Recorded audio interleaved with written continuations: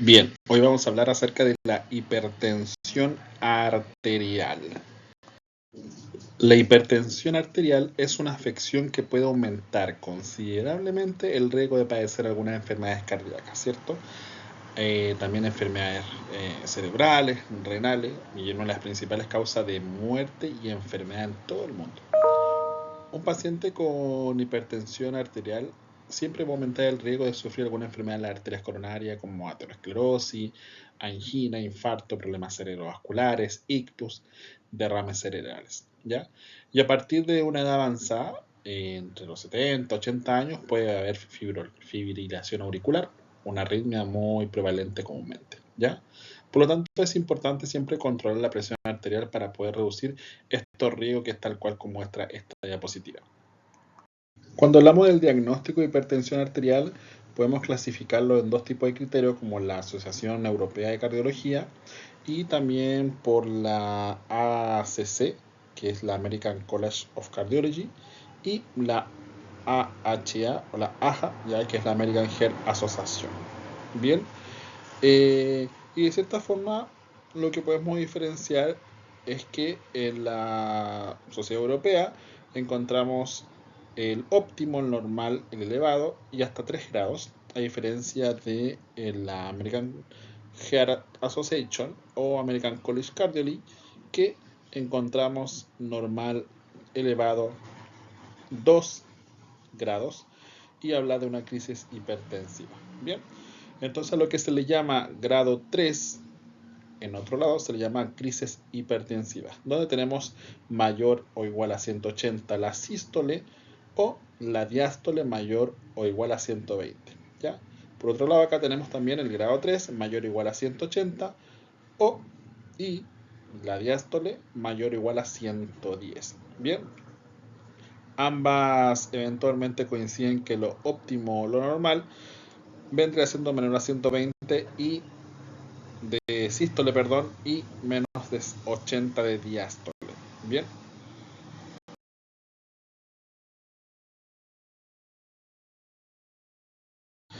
Bien, los aspectos genéticos de la hipertensión arterial. Es importante considerar que la hipertensión arterial es una condición compleja, ¿verdad? Que involucra múltiples factores, tanto genéticos como epigenéticos. En la mayoría de los casos, la hipertensión arterial puede ser primaria o esencial, lo que significa que no se puede atribuir a una causa única, sino que es el resultado de una combinación de factores genéticos y ambientales. Se han identificado algunas mutaciones genéticas responsables de algunas formas raras de la hipertensión de origen mendeliano, ¿ya? Sin embargo, los estudios de los genes que posiblemente podrían estar implicados en la herencia de la hipertensión arterial han dado en general resultados más bien contradictorios, ¿bien? Y que los pueden ver y analizar con más tranquilidad en esta tablita que está acá, que no es en realidad el objetivo de esta clase, pero más que nada para que las tengan ahí y los puedan tener ahí a consideración. Dicho la introducción y todo lo que hemos hablado hasta acá, es importante que tenemos que considerar que nosotros tenemos factores que determinan nuestra presión arterial. Bien, y estos factores están distribuidos en la siguiente tablita, que va a ser la forma muy común de poder estudiárselas porque les va a servir. La presión arterial, entonces, ¿de qué va a depender? Va a depender del gasto cardíaco y de la resistencia periférica, ¿ya? El gasto cardíaco va a ser el volumen sistólico, que es la contractibilidad del miocardio, y el volumen intravascular, y la frecuencia cardíaca, que va a ser asociada a la activación simpática y parasimpática. Esto del sistema nervioso autónomo. Bien, entonces, nos devolvemos. La presión arterial va a depender del gasto cardíaco, y el gasto cardíaco a su vez va a depender del volumen sistólico y de la frecuencia cardíaca. Por otro lado, la presión arterial, también un determinante importante, va a ser la resistencia periférica, es decir, la resistencia que se coloque, ¿ya? Esto va a depender a su vez de la estructura vascular, bien, como la extensibilidad vascular, los cambios funcionales y anatómicos de la arteria y la función vascular, bien. Por lo tanto, si yo les pregunto en un examen, de qué depende la presión arterial o cuáles son los determinantes de la presión arterial, usted puede nombrar que es el gasto cardíaco y la resistencia periférica. Y que a su vez, como comentamos recién, está asociado a otros factores predisponentes. Entonces podemos tener nosotros algunos factores o algunas condiciones que pueden afectar estos determinantes de la salud, ¿ya? Específicamente estos determinantes de la presión arterial. Como por ejemplo, la mayor ingesta de sodio puede provocar un aumento de la volemia, ¿cierto? Y esto a su vez puede aumentar la precarga. Y al aumentar la precarga puede afectar el débito o gasto cardíaco. Bien, y el gasto cardíaco dijimos que era un determinante de la presión arterial. La reducción de la masa nefronal también puede provocar una retención de sodio. Esto a su vez me va a llevar a un aumento de la volemia y de nuevo, ¿cierto? Un aumento de la precarga. El estrés puede activar el sistema autónomo, sobreexcitarlo, específicamente la hiperactividad simpática, lo que va a provocar una constricción venosa, bien, y a su mismo tiempo va a provocar una constricción arterial. Y esto puede ser afectación para la resistencia periférica, y dijimos que la resistencia periférica también es un determinante de la presión arterial, así como también algunas alteraciones genéticas o la misma obesidad, ¿verdad? Esto es importante, que todo eventualmente me va a llevar a una alteración del gasto cardíaco o una alteración de la resistencia periférica. Y ambas son determinantes principales de la presión arterial. El volumen intravascular, que es una parte del líquido extracelular, depende de gran medida del ion de sodio. Bien, entonces, el sodio es el principal catión extracelular. Bien, y juega un papel crucial en la regulación del volumen del líquido extracelular. Es decir, el sodio tiene una acción osmótica que ayuda a mantener la homeostasis, es decir, el equilibrio celular. Bien. Además, un aumento de la actividad simpática, ¿cierto? Puede promover la reabsorción de sodio en los túbulos proximales, lo que eventualmente podría resultar en la retención de sodio. Y ya sabemos lo que nos provoca la retención de sodio, ¿verdad? Este mecanismo podría contribuir, ¿cierto?, también a la regulación del volumen intravascular. Además, es importante considerar que el transporte activo de sodio en las células también puede eventualmente influir en el volumen intravascular. En el transporte activo secundario específicamente, el movimiento de los iones de sodio a favor de su gradiente podría y se va a acoplar al transporte de otra sustancia en contra de su respectivo gradiente, ¿cierto? Y esto es gracias o mediante una proteína transportadora compartida. En español, ¿cierto? Podríamos decir entonces, por lo tanto, que la regulación del volumen intravascular es un proceso muy complejo que depende de varios factores, bien, incluyendo la acción del ion de sodio. Que es importante entonces que el ion de sodio también tiene una información y un rol y un funcionamiento muy importante en todo lo que es esto de la presión arterial. Este esquema muestra la importancia de lo que es el óxido nítrico, ¿cierto? El óxido nítrico media el aumento de la resistencia vascular en personas sal sensibles. Bien, el óxido nítrico, o también lo pueden encontrar como paréntesis NO, es una molécula producida por el cuerpo, bien, y que tiene la capacidad de incrementar el flujo sanguíneo y relajar los vasos sanguíneos. El óxido nítrico entonces es producido durante la conversión de la L-arginina a la L-citrulina, ¿ya? Por los isoformas de óxido nítrico sintetasa, o también llamados NOS elevados a 2. El óxido nítrico tiene una acción osmótica que ayuda a mantener la homeostasis celular, ¿verdad? Y además, un aumento en la actividad simpática va a promover la reabsorción de sodio en los túbulos proximales, lo que va a resultar en lo que nosotros conocemos como retención de sodio. Bien, este mecanismo contribuye a la regulación del volumen intravascular En el contexto específicamente de la hipertensión arterial, se ha sugerido que la producción total de óxido nítrico está disminuida en pacientes con hipertensión esencial. Por lo tanto, la disfunción del NO, es decir, del óxido nítrico, o del ON también, puede contribuir al aumento de la resistencia vascular en personas sensibles a la sal. Sin embargo, ¿verdad? Se va a necesitar siempre un poquito más de investigación para confirmar esta hipótesis que hasta el momento se ha llevado a cabo. ¿Ve? Entonces, como usted muestra la imagen acá, tenemos los que son sal resistentes y los que son sal sensibles. Y esto pasa mucho cuando de repente una persona que es hipertensa, tú le dices, no comas mucha sal porque te va a afectar para la presión arterial, pero hay unas personas que son súper saladas y ni siquiera le echan un montón de sal a sus comidas, ¿verdad? Y ni siquiera hipertensión arterial tienen. Ya, y esto lo podría explicar, podría ser por un correcto funcionamiento del óxido nítrico. Entonces acá tenemos a los sal resistentes, si te fijas, hay un proceso normal, hay un aumento de la actividad del óxido nítrico, a diferencia de los sal sensibles, que hay una alteración subanormal de la actividad del óxido nítrico. ¿Ve? Nosotros al mismo tiempo podemos encontrar lo que son los receptores alfa y los receptores beta. Los receptores alfa y beta van a jugar un papel muy importante en la regulación de la presión arterial y por lo tanto en la hipertensión arterial. Los receptores alfa son responsables de la vasoconstricción y el aumento de la presión arterial. Por otro lado, los receptores beta son responsables de la vasodilatación y de la disminución de la presión arterial. Los bloqueadores beta van a permitir controlar la presión arterial e influyen en el remodelado ventricular. ¿Debido a qué?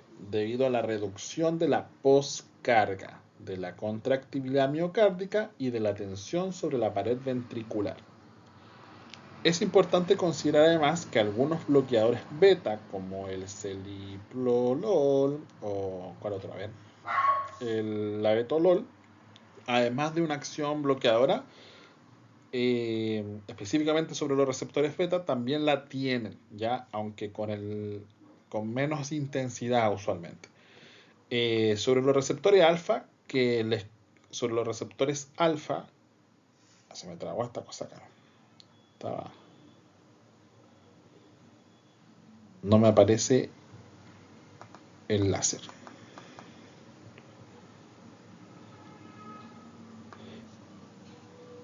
A ver, ahí me aparece el láser.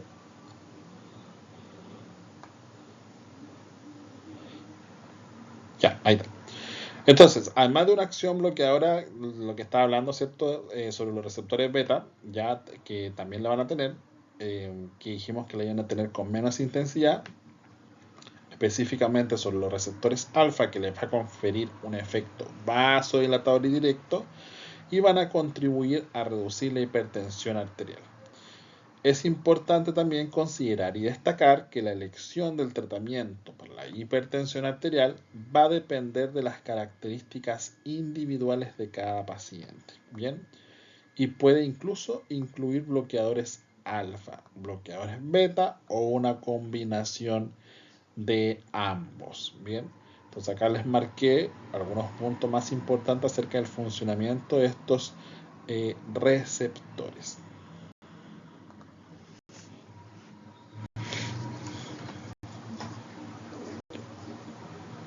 Ahora vamos a hablar acerca de lo que es el varorreflejo. Como dice ahí el título, es el control de la presión a corto plazo. Bueno, ¿qué es el varorreflejo? El varorreflejo es uno de los mecanismos básicos para la comprensión adecuada de la fisiología cardiovascular. ¿Bien? ¿Debido a qué? Debido a que su rol en el control de la presión arterial media a corto plazo. Los varorreceptores como tal, que se encuentran en la aorta y en el seno carotidio, van a controlar constantemente las fluctuaciones de presión arterial.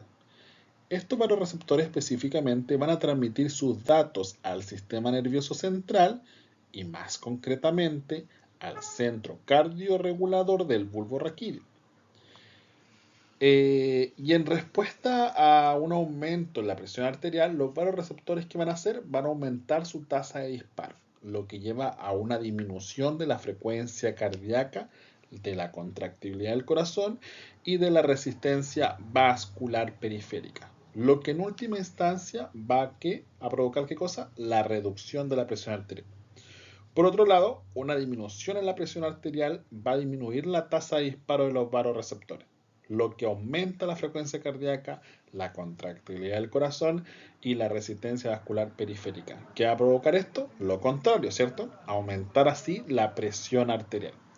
Por lo tanto, el varoreflejo juega un papel crucial en el control a corto plazo de la presión arterial y va a permitir al cuerpo responder rápidamente a los cambios de la misma presión arterial. ¿Para qué? Para poder mantener esta regulación, esta homeostasis celular. Tenemos cierto cómo eventualmente se conectan todos los centros para controlar lo que es el varoreflejo a corto plazo, ¿cierto? Que es el control de presión. Es decir, bajo llenado arterial, hay activación de los vasoreceptores de presión, señales aferentes del sistema nervioso y provoca la vasoconstricción periférica directa por estimulación del sistema renina-angiotensina. Bien, acá pueden ver esquemáticamente lo que está pasando, que es lo que expliqué en la diapositiva anterior. Nosotros podemos encontrar efectos simpáticos sobre los 3 neuroefectores renales, ¿ya? ¿Cómo explicamos esto? A ver, el sistema nervioso simpático, para ser más específico, el sistema nervioso simpático renal tiene efectos sobre 3 neuroefectores renales: las células tubulares, renales claramente, el aparato justaglomerular y la vascularización. En las células tubulares renales, el sistema nervioso simpático renal va a intervenir en el procesamiento tubular del sodio, lo que va a resultar en la retención de sodio y también de agua. Esto va a poder contribuir a la regulación del volumen del líquido en el cuerpo, ¿verdad? Y por lo tanto va a regular y va a contribuir a la presión arterial. En segundo punto, tenemos el aparato justaglomerular, ¿ya? Y la estimulación de las fibras eferentes va a provocar la secreción de renina por el sistema justaglomerular. La renina como tal es una enzima que juega un papel crucial en la regulación de la presión arterial. ¿A través de qué? A través de un sistema. Y este sistema se llama renina-angiotensina-aldosterona. Y como tercer punto, la vascularización renal. La estimulación simpática también provoca la vasoconstricción de las arteriolas renales, ¿ya? Y esto va o puede disminuir específicamente el flujo sanguíneo renal y la tasa de filtrado glomerular, lo que va a aumentar sí o sí la presión arterial. Por lo tanto, el sistema nervioso simpático renal va a jugar un papel crucial en la regulación de la presión arterial y el equilibrio de los fluidos y electrolitos del cuerpo por estos 3 efectos que le acabo de nombrar. La obesidad como tal también puede causar hipertensión por sobreactividad simpática. Bien, la obesidad puede contribuir a la hipertensión arterial a través de varios mecanismos, uno de los cuales es la sobreactividad del sistema nervioso simpático. Nuevamente, el sistema nervioso simpático, dijimos ya y lo hemos nombrado en diapositivas anteriores, que juega un papel importante en la regulación de la presión arterial, ¿cierto? Pero ¿qué pasa en personas obesas? En personas obesas se ha observado un aumento en la actividad de este sistema nervioso simpático, lo que podría llevar a un aumento en la presión arterial. Además, la sobreactividad simpática, otros mecanismos a través de los cuales la obesidad puede contribuir a la hipertensión arterial, incluye la resistencia a la insulina, la hiperinsulinemia, el aumento de las concentraciones de aldosterona, la retención de sodio y agua, ¿cierto? retención del líquido que uno le llama, el incremento del gasto cardíaco y la alteración de la función endotelial. Por lo tanto, es importante destacar, ¿cierto?, que la relación entre la obesidad y la hipertensión arterial es muy compleja y puede variar entre cada uno de los individuos. ¿Esto qué quiere decir? Que es crucial un enfoque individualizado para el tratamiento y la prevención de la hipertensión, específicamente en personas obesas. Otra causa también, que estamos hablando de algunas causas que pueden llevar a hipertensión arterial, es el feocromocitoma, que es una causa de hipertensión arterial por sobreactividad simpática. Bien, el feocromocitoma es un tumor feo. No, mentira. El feocromocitoma es un tumor que se origina en las células de la glándula suprarrenal, lo que va a causar la sobreproducción de ciertas hormonas. Bien, este tumor va a provocar la secreción de demasiada epinefrina y norepinefrina, que son hormonas que controlan la frecuencia cardíaca. También controlan el metabolismo y controlan, por ende, la presión arterial. Estas hormonas que van a hacer son potentes y pueden provocar hipertensión y otros síntomas asociados, ¿verdad? La hipertensión arterial va a persistir o paroxística. ¿Qué va a pasar con esta hipertensión? Es una de las principales síntomas que podría provocar el feocromocitoma. Por lo tanto, si el feocromocitoma puede causar hipertensión arterial debido también a una sobreactividad simpática, es importante recordar que el feocromocitoma es una causa rara de la hipertensión arterial, pero que existen muchas otras causas más comunes que la podrían provocar, ¿ya? Pero no está de más nombrársela para que las conozcan.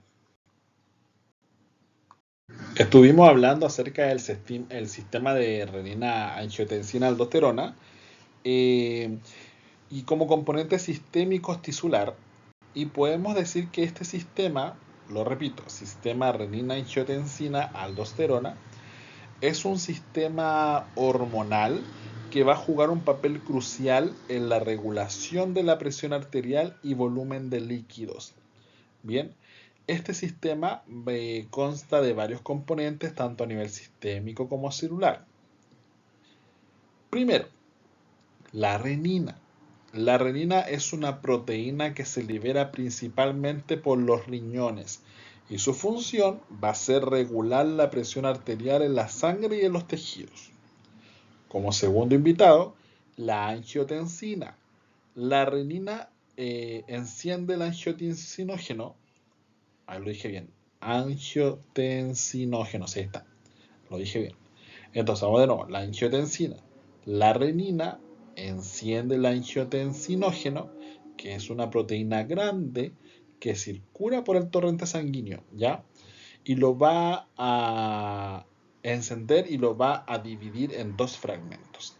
El primer fragmento es la angiotensina 1. La angiotensina 1 es relativamente inactiva y es dividida a su vez en fragmentos por la enzima convertidora de angiotensina, el ECA que algunos le llaman. El segundo fragmento es la angiotensina 2, una hormona muy activa, a diferencia de la 1 que era inactiva, está muy activa, ¿verdad? Y como tercer invitado, la aldosterona. La angiotensina 2, ¿cierto? También desencadena la liberación de la hormona aldosterona por parte de las glándulas suprarrenales. La aldosterona como tal va a provocar la retención de sodio por parte de los riñones, lo que a su vez eventualmente va a provocar, ¿qué cosa? Retención de agua. Si se retiene agua, va a aumentar el volumen de la sangre y la presión arterial. Bien, entonces a nivel tisular, la renina y la proenina pueden originarse específicamente por síntesis local y o recaptación de la circulación. Por otra parte, el angiotensinógeno es un alfa 2, una glicoproteína plasmática que se encuentra en los tejidos y en la circulación sanguínea. ¿Qué quiere decir todo esto? Que es importante destacar que la regulación de este sistema, es decir, de la regulación del sistema de renina, angiotensina, aldosterona, no solo se realiza por los mecanismos que la estimulan, ¿ya? Es decir, que no solo se realiza por los mecanismos que estimulan la liberación de renina, sino que también va a estar modulada en mayor parte por los péptidos natriuréticos, ¿ya? O también conocido como péptidos natriuréticos. Liberados usualmente estos los libera el corazón. Lo que hemos visto hasta acá en la hipertensión arterial, sabemos que es un trastorno complejo, ¿cierto? Que va a involucrar a muchos factores, muchos de los cuales tienen una base genética, ¿cierto?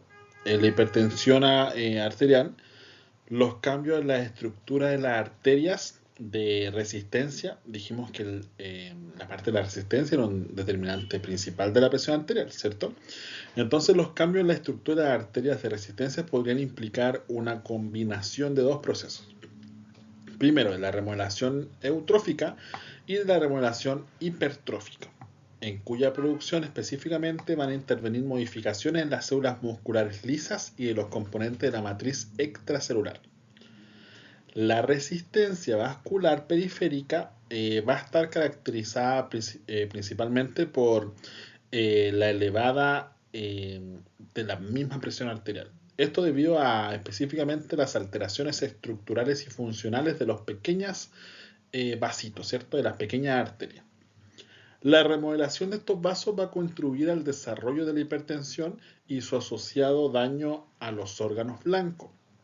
¿Qué significa, por ejemplo, que el sistema de renina-angiotensina aldosterona que hablamos anteriormente va a jugar un rol principal en la presión arterial, ¿cierto? Ya que va a condicionar la acción de otros factores humorales y o neurales, como por ejemplo la producción de endotelina, la inhibición del óxido nítrico, que ya conocemos su función también, ¿cierto? O de la prostaciclina. Por otra parte, la acción de las catecolaminas o de la vasopresina, ¿cierto? Del factor coabina sensible, del tromboxano A2 y de diversas sustancias como vasopresoras endógenas, es importante poder considerar, ¿verdad?, que el tratamiento ideal del paciente hipertenso, dijimos anteriormente en otras diapositivas, debe basarse en conocimientos previos de los mecanismos fisiopatológicos que la puedan contribuir, ¿cierto?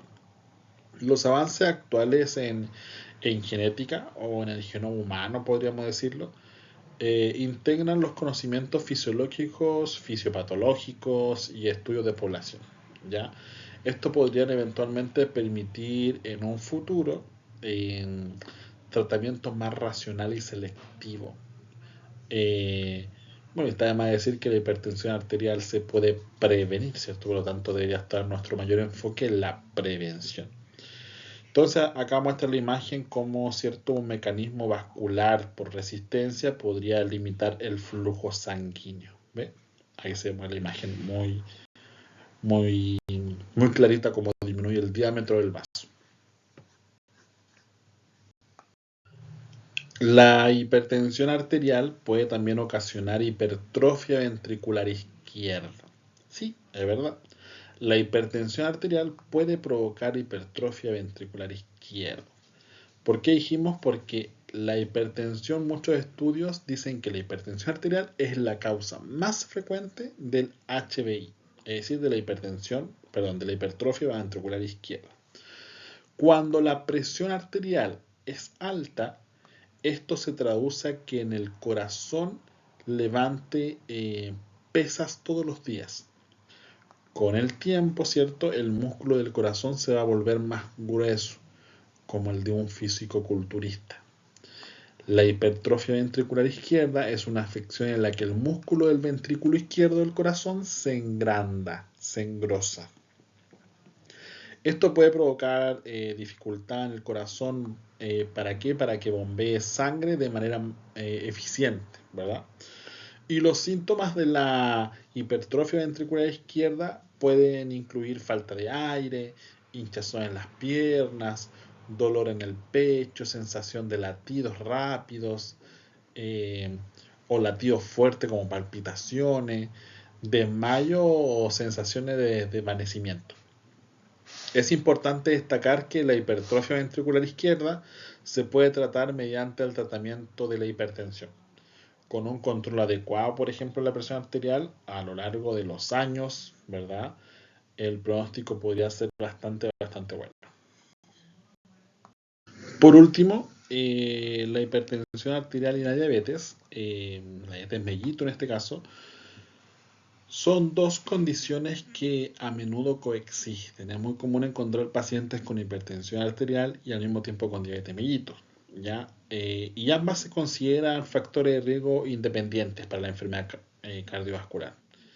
Ambas condiciones pueden causar daño a los vasos sanguíneos, lo que podría llevar a problemas cardíacos renales, ¿cierto? Aparte de cardíacos renales, un montón de otros problemas. Existen varios mecanismos que vinculan la hipertensión arterial a la diabetes, como por ejemplo la resistencia a la insulina. La resistencia a la insulina es un factor común de la diabetes tipo 2, ¿cierto? Y la hipertensión. Esta resistencia puede contribuir al desarrollo de hipertensión al alterar la función de los vasos sanguíneos y aumentar la retención de sal y agua. Bien, otro punto importante son las alteraciones del metabolismo iónico. Las alteraciones en el metabolismo de sodio y potasio pueden contribuir también a la hipertensión en personas con diabetes.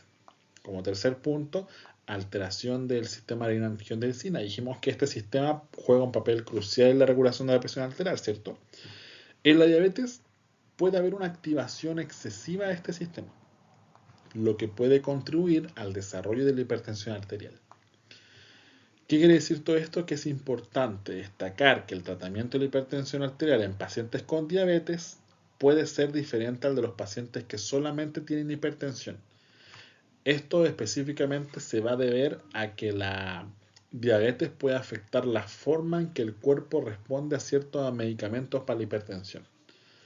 Por lo tanto, es crucial que los pacientes con ambas condiciones, es decir, con diabetes y con hipertensión, sean monitoreados de cerca, reciban un tratamiento adecuado, específico e individualizado para controlar ambas condiciones, ¿cierto? Ambas enfermedades, tanto la diabetes como la hipertensión arterial. Bien, espero que le haya gustado esta pincelada superficial de la presión arterial. No quise ahondar tanto en cada tema para no confundirlos. Bien, que tengan un excelente día.